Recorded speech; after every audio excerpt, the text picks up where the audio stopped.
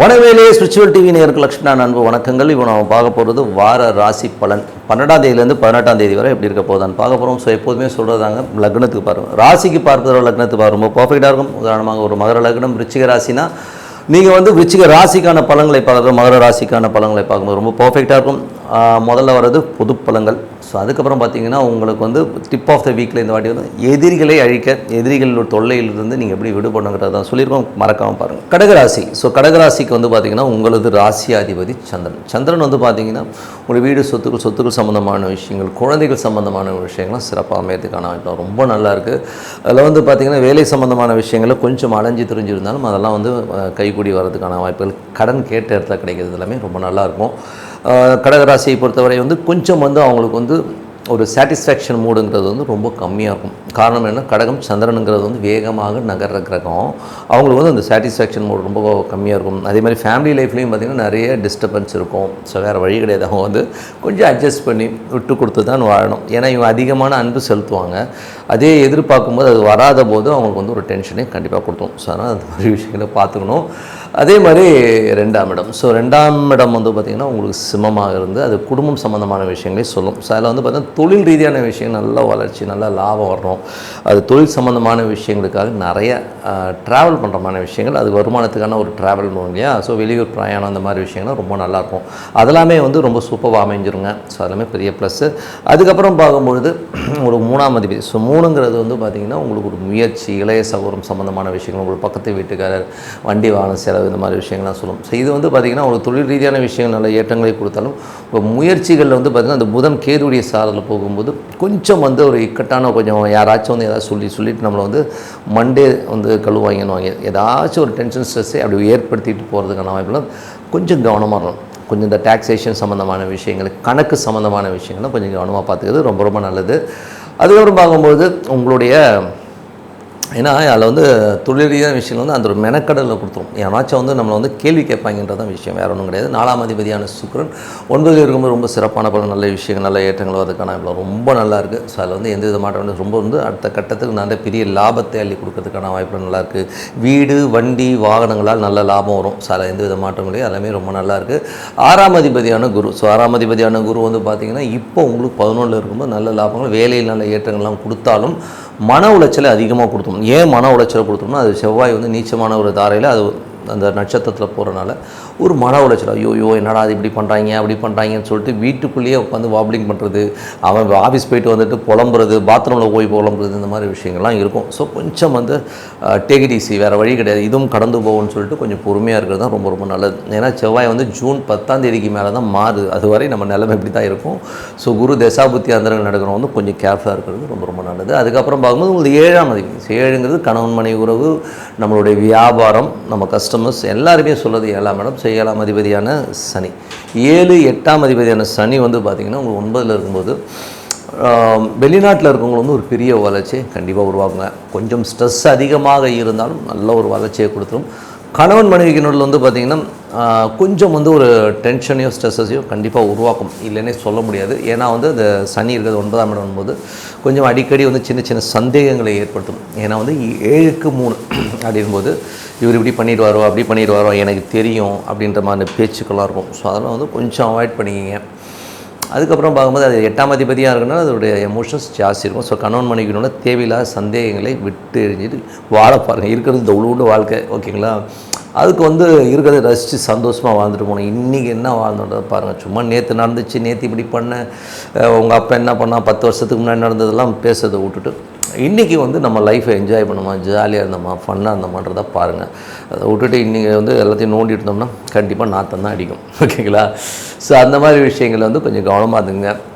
அப்பாவுடைய விஷயங்கள். ஸோ அப்பாவுடைய விஷயங்கள் வந்து சனி வந்து 9ல் இருக்கும்போது தந்தையோட விஷயங்கள் ஒரு பெரும் பணம், அப்பா சம்மந்தமான விஷயங்கள், வெளிநாட்டில் ஒரு பெரும் பணம் வர்றதுக்கான ரொம்ப நாள். ஏன்னா 9ல் வந்து சனி மற்றும் புதனை விட விட்டுருங்க, அந்த சனி சுக்கிரன் இருந்தாலும் ஒரு பெரிய பணம் வர்றதுக்கான வாய்ப்பாக இருக்குது. ஜனன காலத்தில் வந்து அங்கே வந்து சனி சுக்கிரன் இருந்தால் அவங்களுக்கு இன்னும் பெரிய பணம் வர்றதுக்கான வாய்ப்புலாம் ரொம்ப நல்லா இருக்குது.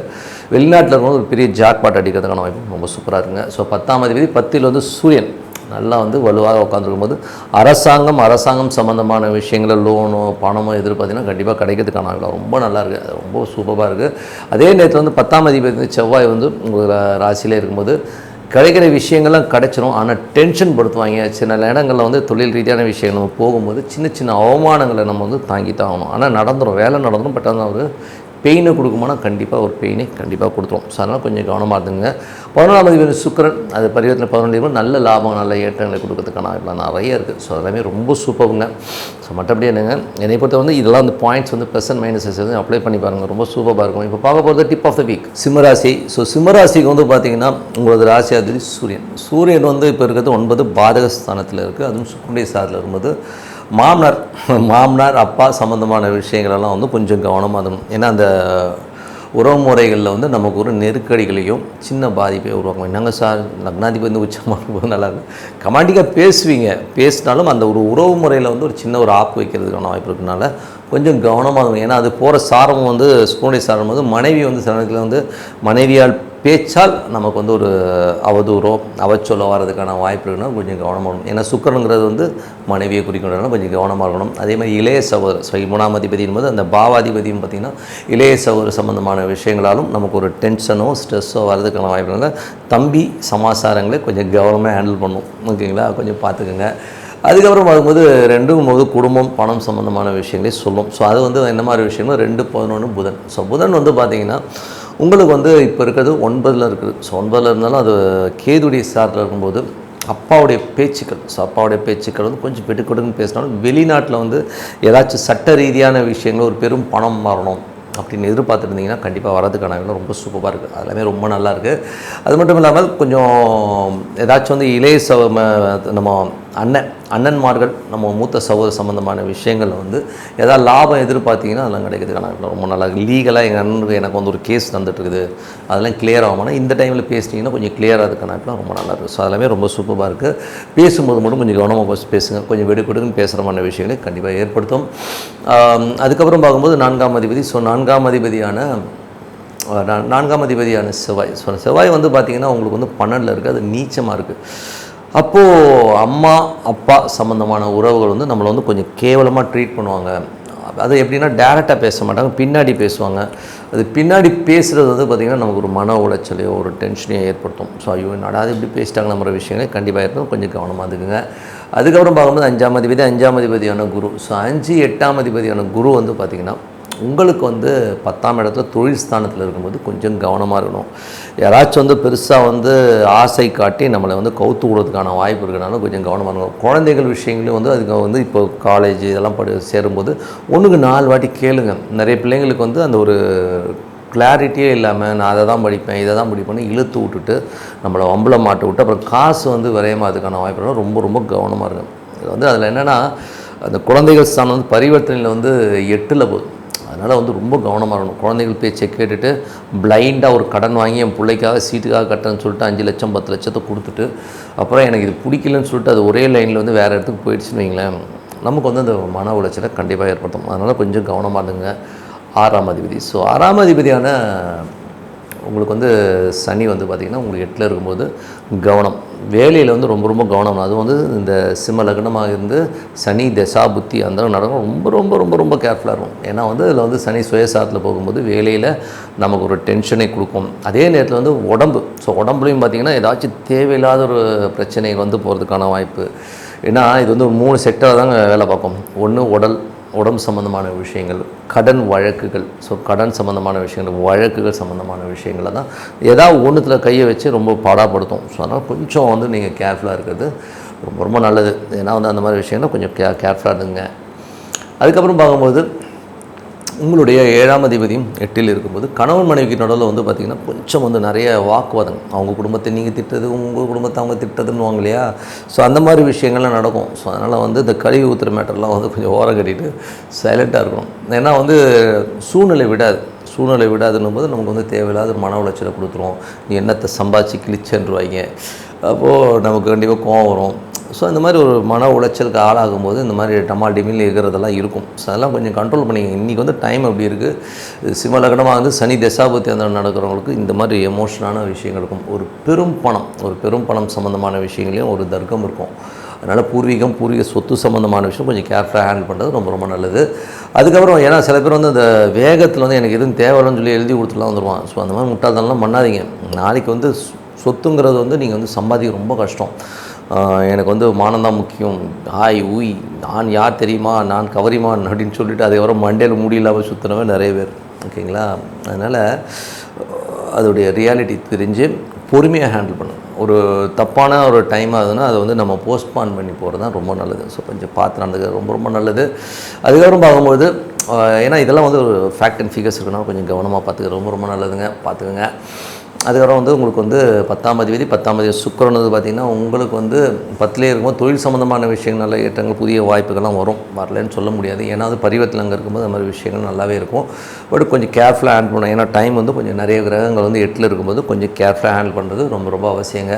மற்றபடி வந்து உங்களுக்கு 11ஆம் அதிபதியான புதனும் பார்த்திங்கன்னா உங்களுக்கு வந்து இப்போது வந்து 9ல் இருக்கும்போது அப்பா சம்மந்தமான உறவுகளில் அப்பாவுக்கு ஒரு ட்ரீட்மெண்ட்டோ அப்பாவுக்கு சம்மந்தமான விஷயங்களில் ஒரு சில விஷயங்கள் வந்து நமக்கு தேவைப்படலாம். ஒரு ட்ரீட்மெண்ட்டோ வழக்கோ வரும். ஸோ அது மாதிரி விஷயங்களை கொஞ்சம் சால்வ் பண்ணுறது ரொம்ப ரொம்ப நல்லதுங்க. மற்றபடி என்னங்க இந்த ப்ளஸ் அண்ட் மைனஸஸ் என்ன இருக்குன்றதை அப்ளை பண்ணி பாருங்கள். அப்ளை பண்ணி பார்க்கும்போது பர்ஃபெக்டாக அது வந்து வரும். அதை வந்து தகுந்த மாதிரி வந்து நம்ம ஹேண்டில் பண்ணுறது பார்த்துக்கணும். இப்போ பார்க்க போது டிப் ஆஃப் த வீக் கன்னிராசி. ஸோ கன்னிராசிக்கு வந்து பார்த்திங்கன்னா உங்களோட ராசி அதிபதி புதன் வந்து பார்த்திங்கன்னா உங்களுக்கு வந்து இப்போ 8ல் இருக்கார். ஸோ 8ல் இருக்கும்போது தொழில் சம்மந்தமான விஷயங்களும் ரொம்ப கேர்ஃபுல்லாக இருக்கணும். சின்ன பிள்ளைங்க குழந்தைங்கிட்டலாம் பேசும்போது கொஞ்சம் பார்த்து பேசுங்க. குட்டி பொண்ணு தானே சொல்லி ஏதாவது விளையாட்டாக பேசி அதனால் நமக்கு ஒரு அவமானங்களோ ஒரு டென்ஷனோ வரதுக்கான வாய்ப்பு ரொம்ப கவனமாக இருக்கணும். ஏன்னா இன்றைக்கி வந்து சட்டத்திட்டங்கள் அந்த மாதிரி ஆயிடுச்சு, இந்த மாதிரி ஆகிட்டாங்க. ஸோ அதனால் கொஞ்சம் ஜாகிரதையாக பேசுங்க. நான் விளையாட்டாக தான் பேசினேன், இந்த மாதிரி ஆயிடுச்சுன்னு சொல்லி மாட்டிக்காதீங்க, கொஞ்சம் பார்த்து நடந்துக்குங்க. அது ஒரு 2ஆம் அதிபதி. ஸோ 2ஆம் அதிபதி வந்து குடும்பம் சம்மந்தமான விஷயங்களில் வந்து பார்த்திங்கன்னா சுக்கிரன் வந்து 9ல் இருக்கும்போது அப்பா சம்மந்தமான விஷயங்களில் அது பருவத்தில் 9ல் இருக்கிறனால நல்ல ஒரு லாபங்கள் வரதுனால வெளிநாட்டில் இருக்கவங்களுக்குலாம் வந்து பெரிய லாபம் வரதுக்கான வாய்ப்பு ரொம்ப நல்லா இருக்குது. 8ஆம் அதிபதியான செவ்வாய் வந்து இப்போ 11ல் இருக்கும்போது திடீர் ராஜயோகங்கள் விபரீத ராஜயோகங்கள் வரதுக்கான வாய்ப்புலாம் ரொம்ப நல்லா இருக்குது. ஏதாவது வராத காசு வரும், திடீர்னு ஒரு காசை வந்து கொடுத்துட்டு போயிடுவாங்க. ஸோ அந்த மாதிரி விஷயம்லாம் சூப்பராக இருக்கிறதுக்கான வாய்ப்புலாம் ரொம்ப நல்லா இருக்குது. ஸோ ட்ரை பண்ணி பாருங்கள். சின்னதாக ஒரு லாட்டரி டிக்கெட் கூட வாங்கலாம், ஒன்றும் தப்பு இல்லை. நிலவுலங்கள் விற்பனை சம்மந்தமான விஷயங்கள் வந்து ஏதாச்சும் வந்து லேவாதேவி முடியாமல் ஒரே பிரச்சனையாக இருக்குது சார், வந்து பிரச்சனை பண்ணிகிட்டு இருக்காங்க, இப்போ உட்காந்து பேசுங்க டக்குன்னு முடியறதுக்கான வாய்ப்பு ரொம்ப நல்லாயிருக்கு. கொஞ்சம் பார்த்து பண்ணிக்க வேண்டியதான். ஓகேங்களா? ஸோ அதுக்கப்புறம் பார்க்கும்போது ஏன்னா திடீர்னு ஒரு அதிர்ஷ்டத்தில் வந்து நடக்குதுன்னு சொல்லுவாங்க, அது இப்போ நடக்கும். அதுக்கப்புறம் 4ஆம் அதிபதி 4 7ஆம் அதிபதியான குரு. ஸோ 4 7ஆம் அதிபதியான குரு வந்து பார்த்திங்கன்னா உங்களுக்கு வந்து 7லே இருக்கும்போது என்ன மாதிரி விஷயங்கள் நடக்கணும் போது நல்ல விஷயம் நடக்கும். ஸோ இதில் வந்து பார்த்திங்கன்னா ஒரு 4 7 நாளே வந்து சொத்துக்கள் சம்மந்தமான விஷயங்கள் ரொம்ப சூப்பராக இருக்கிறதுக்கான ரொம்ப நல்லாயிருக்கு. ஒரு பெரும் பணம் நல்ல ரொட்டேஷன் வர்றது இதெல்லாமே ரொம்ப நல்லா இருக்கிறதுக்கான ஒரு சொத்து விற்று ஒரு பெரிய பணம் வர்றது, ஒரு சொத்தை விற்று இன்னொரு சொத்து வாங்குறது, இந்த மாதிரி யோகங்கள்லாம் வர்றதுக்கான ரொம்ப நல்லாயிருக்கு. ஸோ எல்லாமே ரொம்ப பர்ஃபெக்ட்டுங்க. ஸோ அது ஒரு நல்ல விஷயமா சுப நிகழ்ச்சி சம்மந்தமான விஷயங்கள்லாம் வந்து எடுத்து பேசுவீங்க. ஸோ எல்லாமே ரொம்ப நல்லாயிருக்கு. அதுக்கப்புறம் பார்க்கும்போது உங்களுக்கு 5ஆம் அதிபதியான சனி வந்து பார்த்திங்கன்னா உங்களுக்கு 7ல் இருக்கும்போது குழந்தைகள் சின்ன மனக்காயங்களை ஏற்படுத்துவாங்க. ஸோ அதனால் வந்து உங்களுக்கும் உங்கள் ஒய்ஃபுக்கும் குழந்தைகளால் வந்து ஒரு பிரச்சனை வரும். ஸோ அதெல்லாம் வந்து கொஞ்சம் கேர்ஃபுல்லாக பார்த்துக்குங்க. அதுக்கப்புறம் பார்க்கும்போது உங்களுடைய 6ஆம் அதிபதியாகவும் அந்த சனி வந்து அவர் வந்து 7ல் இருக்கும்போது கணவன் மனைவிகளோட தேவையில்லாத ஒரு தர்க்கங்கள், ஸோ ஒரு மாதிரி பின்னாடி பேசிக்கிறது, முணங்கினே இருக்குது, இந்த மாதிரி விஷயங்களாக இருக்கும். ஸோ அதை வந்து கொஞ்சம் கேர்ஃபுல்லாக ஹேண்டில் பண்ணி போய்க்க வேண்டியதான். அதுக்கப்புறம் பார்க்கும்போது ஒரு 7ஆம் அதிபதி வந்து 7லே இருக்கிறதா அர்த்தம். ஸோ நல்ல விஷயங்கள் நல்ல மாற்றங்களாக இருக்கும். ஸோ எது நடந்தாலும் வந்து ஒய்ஃப் வந்து பக்கபலமாக இருப்பாங்க. அதில் வந்து எந்த மாற்றம் இல்லை. பெரும் பணம் சம்மந்தமான விஷயங்களை ஹேண்டில் பண்ணுவீங்க, கொஞ்சம் கேர்ஃபுல்லாக ஹேண்டில் பண்ணிங்க. ஸோ எல்லாமே வரதுக்கான வாய்ப்புலாம் ரொம்ப நல்லாயிருக்கு. அதுக்கப்புறம் பார்க்கும்போது 8ஆம் அதிபதி 11 முதல் சொன்னால் விபரீத ராஜயோகத்தால் பெரும் பணம் வரதுக்கான வாய்ப்புலாம் ரொம்ப நல்லாயிருக்கு. அதுக்கப்புறம் உங்களுடைய 9ஆம் அதிபதி சுக்கிரன் வந்து வெளிநாடு சம்மந்தமான விஷயங்கள், தந்தை சம்மந்தமான விஷயங்கள் பெரும் பணம் வரதுக்கான ரொம்ப நல்லாயிருக்கு. அதுக்கப்புறம் 10ஆம் அதிபதி புதன் வந்து 8ல் இருக்கும்போது சட்ட ரீதியான விஷயங்களில் வந்து உங்களோட வியாபாரத்தில் வந்து ஏதாவது சிக்கல்கள் வர்றதோ, டாக்ஸேஷன் இந்த மாதிரி விஷயங்கள்லாம் நான் வரதுக்கான வாய்ப்பு ரொம்ப ரொம்ப கவனமாக இருக்கணும். மாமியார் வீட்டுக்கு போய் விருந்து கூப்பிட்டாங்கன்னு போய் தொலையாதீங்க. அதனாலே ஒரு பிரச்சனை வரதுக்கான வாய்ப்பு ரொம்ப ரொம்ப கவனமாக இருக்குது. ரொம்ப ரொம்ப நல்லது. ஸோ அதுக்கப்புறம் பார்க்கும்போது உங்களுக்கு 11ஆம் அதிபதி சந்திரன் வந்து பார்த்திங்கன்னா நல்ல ஒரு முயற்சிகள், வெற்றிகள், நல்ல ஒரு பணம் வரதுக்கான ரொம்ப சிறப்பாக இருக்குங்க. ஸோ மற்றபடி என்னங்க எல்லாமே சிறப்பு தான். இதில் வந்து பார்த்திங்கன்னா சூரியன் வந்து இப்போ 8ல் இருக்கிறது. ஸோ சூரியன் வந்து 8லேருந்து சுக்கிரனுடைய சாரத்தில் இருக்கும்பொழுது சுப நிகழ்ச்சிகள் சம்மந்தமான விஷயங்கள், கணவன் மனைவிக்கு நடுவில் வந்து அவங்களுடைய அப்பா அம்மாவுடைய சார்ந்த விஷயத்தால் உங்களுக்கு ஒரு டென்ஷனும் ஸ்ட்ரெஸ்ஸும் வரும். அதனால் கொஞ்சம் மாமனார் மாமியார்ட்டு கொஞ்சம் உஷாராக இருக்கணும். அதான் வேறு ஒன்றும் கிடையாது. கொஞ்சம் கவனமாக இருந்துங்க. அதனால் ஒரு டென்ஷன் வரும், பார்த்துருந்துக்கங்க. சட்ட ரீதியான விஷயங்களும் கொஞ்சம் கேர்ஃபுல்லாக இருந்துங்க. ஏதாச்சும் வந்து வண்டியில் வந்து டாக்குமெண்ட்ஸ்லாம் பர்ஃபெக்டாக இருக்குதான்னு பார்த்துங்க. இல்லைனா போட்டுருவாங்க ஒரு ஃபைடு. இது ஃபைட்டோட ரேஞ்செல்லாம் வேறு மாதிரி இருக்குது, 10,000 5,000ன்னு போகுது. கொஞ்சம் பார்த்து நடந்துங்க. மற்றபடி எனக்கு இது ப்ளஸ் அண்ட் மைனஸஸ் என்ன இருக்குன்றதை அப்ளை பண்ணி பாருங்கள். ஸோ அப்ளை பண்ணி பார்த்தீங்கன்னா ஒரு சூப்பராக தெரியும். ஸோ அதை வந்து அப்ளை பண்ணி ரொம்ப சூப்பராக. இப்போ பார்க்க போகிறது tip of the week. So tip of the வீக்கில் இப்போ நம்ம பார்க்க போகிற விஷயம் என்னென்னா, எதிரிகளுக்கு எண்டு கார்டு அப்படிங்கிறத பற்றி தான் பேச போகிறோம்.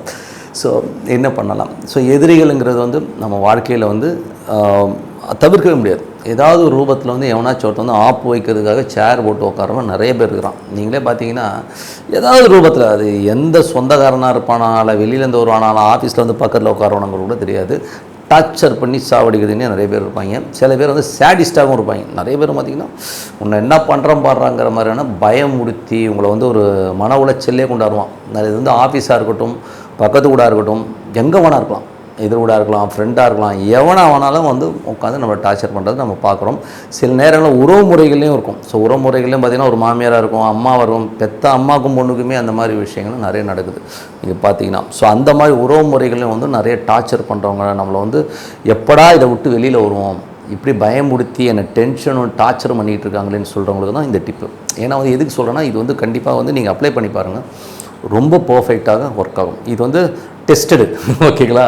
இந்த வந்து பரிகாரம் வந்து நம்ம டெஸ்ட் பண்ணி சக்ஸஸ் ஆன ஒரு பரிகாரம் தான். அதனால தான் சொல்கிறோம். ஸோ எதிரிகளுக்கு எண்டு கார்டான பரிகாரம் என்ன? இதில் வந்து பார்த்திங்கன்னா நீங்கள் கூகுள் போங்க, கூகுளில் போய்ட்டு ஆதித்ய இருதயம்னு அடிங்க. ஸோ ஆதித்ய இருதயம்னும் போது அந்த ஸ்லோகன் என்ன லாங்குவேஜ் உங்களுக்கு தெரியுமா, தமிழ், இங்கிலீஷ் எதில் வேணால் போட்டிங்கன்னா வரும். அது படிங்க. அது எப்படி படிக்கணும்னா, மனசார உட்காந்து அந்த சூரிய பகவானை உள்ளுக்குள்ளே வச்சுக்கிட்டு படிங்க. படிக்கும்போது என்ன ஆகுனாங்க, அது ஒரு தனி வைப்புங்க. நீங்கள் வந்து அது வந்து அந்த மந்திரம் வந்து நீங்கள் ரொம்ப சாதாரணமான மந்திரம்னு நினச்சிக்காதீங்க. அது வந்து அகஸ்தியர் வந்து ராமருக்கு உபதேசித்த மந்திரம். யாரை எதிர்க்கிறதுக்கு தெரியுங்களா? ராவணனை. ஒரு ராவணனை எதிர்க்கிறதுக்கு ராமர் போருக்கு போகிறதுக்கு முன்னாடி ஆதித்யன், அதாவது சூரியனை வச்சு அகஸ்தியன் வந்து பிரயோகப்படுத்தி இந்த மந்திரத்தை சொல்கிறாமா அப்படின்னு சொல்லி ராமனுக்கு அகஸ்தியன் அருளிய மந்திரம் தான் இது. அப்போ எவ்வளோ பவர்ஃபுல்லாக இருக்கும் பாருங்கள். இது வந்து என் லைஃப்பில் நீங்கள் அப்ளை பண்ணி பார்த்தீங்கன்னா, நான் அப்ளை பண்ணி பார்த்துருக்கேங்க. எப்படின்னா, நான் ஒரு காலகட்டத்தில் வந்து நான் ஒரு கடை வச்சுருந்தேன். எனக்கு எதிர்க்க ஒரு ஆள் இருந்தாருங்க. அவர் வந்து என்னை ரொம்ப டார்ச்சர் பண்ணிட்டார். டார்ச்சர்னால் கொஞ்சம் நஞ்ச டார்ச்சரில் ரொம்ப ஸ்ட்ரெஸ் ஆகிட்டு இருந்தார். ரொம்ப ஒரு மாதிரி நம்மளை ஒரு பெரிய ஒரு மன உளைச்சலே கொண்டு வர மாதிரி சுச்சுவேஷனில் இருந்தது. அப்போது நடாதியம் எதுக்கே உட்காந்து நம்மளை டார்ச்சர் பண்ணுறானே அப்படின்னு சொல்லிட்டு நான் என்ன பண்ணிட்டேன்னா, ஆதித்ய இருதயம் ஸ்லோகனை படிக்க ஆரம்பித்தேன். அது எப்படி படித்தேன்னு தெரியுங்களா? சூரியன் உதிக்கும் பார்த்தீங்களா, காலையில் குளித்து முடிச்சுட்டு அப்படி சூரியன் உதிக்கும் போது அந்த சூரியனை பார்த்து அந்த ஆதித்ய இருதயம் படித்தேன். 3 நாளுங்க, 3 நாள் தான் படிச்சிருப்பேன். அவனை பொட்டி படுக்கையெல்லாம் தூக்கி வெளியில் போட்டு வெளியில் அனுப்பிச்சிட்டாங்க. அவன் அந்த ஏரியாலே இல்லை. இவ்வளோ பவர்ஃபுல் பாருங்கள் அந்த மந்திரம். அதனால் இது ஆதித்ய இருதயம் வந்து ரொம்ப பர்ஃபெக்டாக அற்புதமாக வேலை செய்யும். நீங்கள் அப்ளை பண்ணி பாருங்கள். அதுவும் வந்து உங்களுக்கு வந்து ரொம்ப ப்ரெஷர் அதிகமாக இருக்குது, என்னால் முடியவே இல்லைன்னா சூரியனை பார்த்து படிங்க. அது வந்து டேரெக்டாக சூரியனை பார்த்து படிச்சிங்கன்னா அதோட வைப் வந்து வேறு லெவலில் இருக்குங்க. பண்ணி பாருங்கள், சூப்பராக ஒர்க் ஆகும் சொல்லிட்டு உங்களிடம் விடைபெறுவது உங்கள் லக்ஷ்மி நாராயணன். நன்றி, வணக்கம்.